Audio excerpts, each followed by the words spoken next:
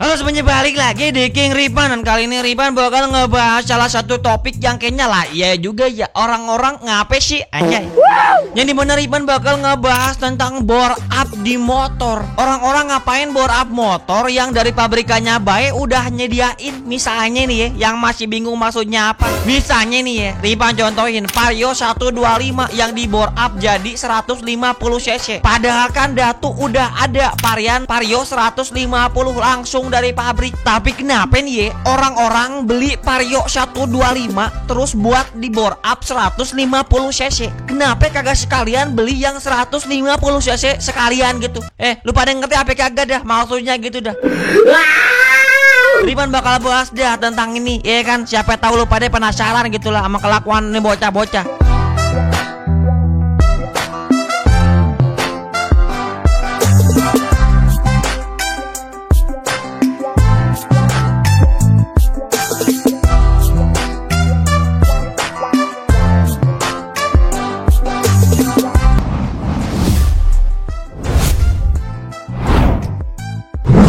Nah, pertama Riban bakal jelasin dulu apa itu bore up dan mengapa dilakukan gitu ya. Yang pertama-tama bukan berarti biar bisa lari lebih kencang kalau misalkannya dikejar debt collector, matel, apalagi abang-abangan pinjol yang pakai Vario repo koperasi yang super buantar itu. Tapi buat yang belum tahu nih ya, bore up adalah proses penaikan kapasitas mesin motor dengan memperbesar diameter piston dan volume silinder. Ini bisa meningkatkan tenaga mesin, bikin motor lebih responsif dan tentunya lebih ngebut dah pokoknya. Banyak yang ngerasa kalau misalkannya motor 125 cc itu kurang greget, jadi mereka pilih ngebor up buat dapat performa yang lebih mantap.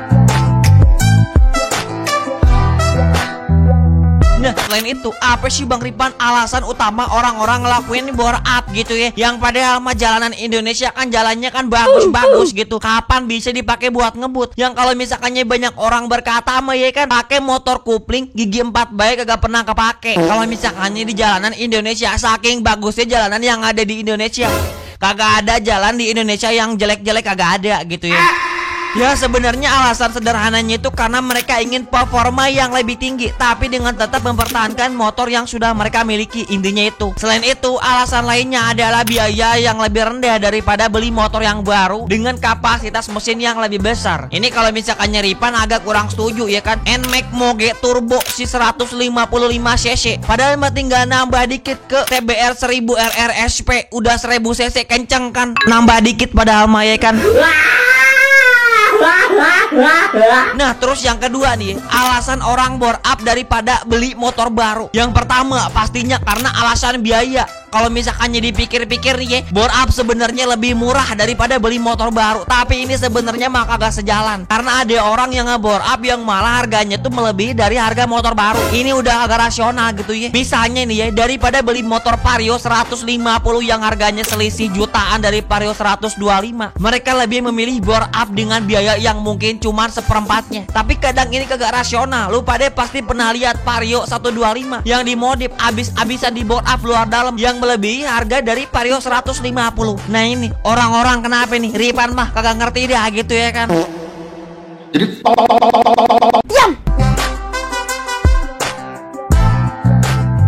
Yang kedua adalah pastinya emotional attachment. Banyak pemilik motor yang sudah sayang sama motor mereka dan ini bisa menjadi salah satu alasan. Karena mungkin udah dipakai lama atau punya kenangan tersendiri. Jadi daripada ganti motor, mereka lebih pilih memodifikasi biar motor kesayangan mereka makin jos. Katanya begitu ya. Sayang tapi kok dirusak, anjay.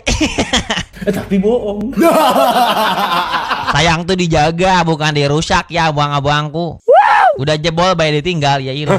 Dan yang ketiga adalah personal satisfaction. Buat beberapa orang, bore up adalah bagian dari hobi. Mereka suka ngulik motor mereka sendiri, bikin motor mereka jauh lebih unik dari berbeda dari yang lain. Sensasi ngelihat motor lebih kencang setelah di bore up itu kayak ada kepuasan tersendiri, kayak hasil karya mereka sendiri gitu dia pokoknya mah. Yang padahal mah karya dari mananya, mereka mah cuma beli order dari online terus didatangin ke bengkel buat dipasang. Tahu beres, itu kayak yang disebut dengan karya, kagak ada riset langsung pasang anjay.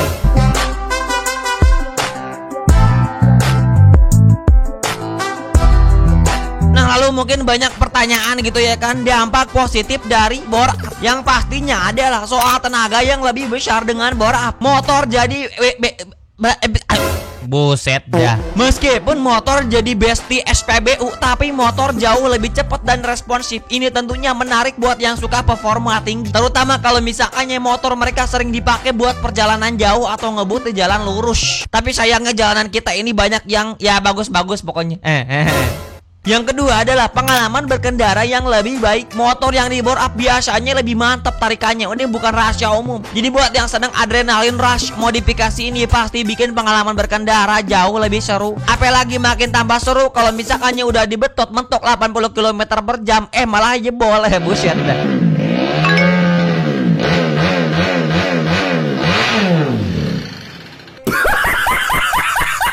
Lalu yang paling ketiga itu pastinya kepuasan personal. Seperti yang sudah kita bahas tadi, ada kebanggaan tersendiri saat berhasil bikin motor yang lebih kencang dari standar pabrik. Kadang sensasi ngulik sendiri itu yang bikin mereka lebih puas daripada sekedar beli motor yang udah jadi, yang padahal mah di bore up-nya baik udah langsung jadi. Soal pengen satisfaction kepuasan personal anjay. Emang apa sih nggak boleh? Sombong amat.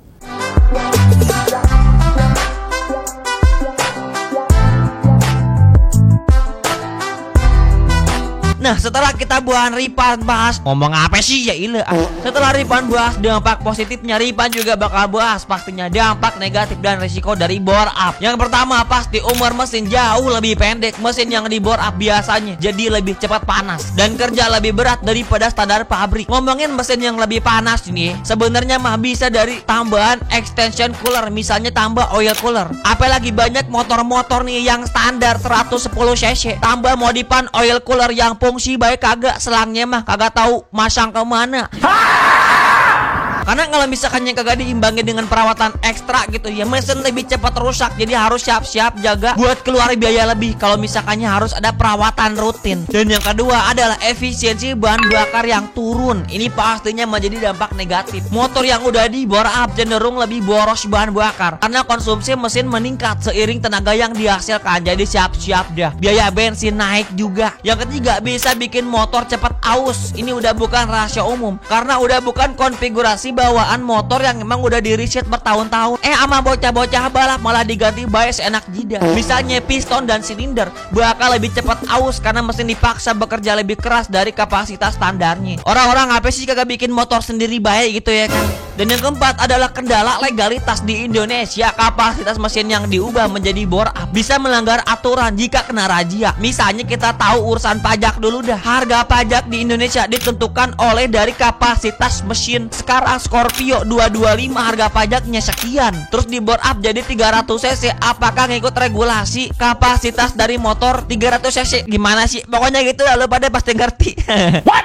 Nah lalu Bang Ripan, apa sih perbedaan antara motor bore up dan motor dengan kapasitas mesin asli dari pabrik? Misalnya nih Vario 125 yang di bore up jadi 150 cc dibandingkan dengan Vario 150 cc, sedangkan sama-sama 150 cc. Pertama, dari segi reliabilitas jelas motor pabrikan lebih terjamin karena komponennya sudah disediain khusus buat kapasitas tersebut. Sementara motor bore up bisa lebih rentan, apalagi kalau misalkannya nggak pakai komponen yang benar-benar cocok atau perawatannya kurang. Ya kecuali Vario 125 pakai komponen dari Vario 150.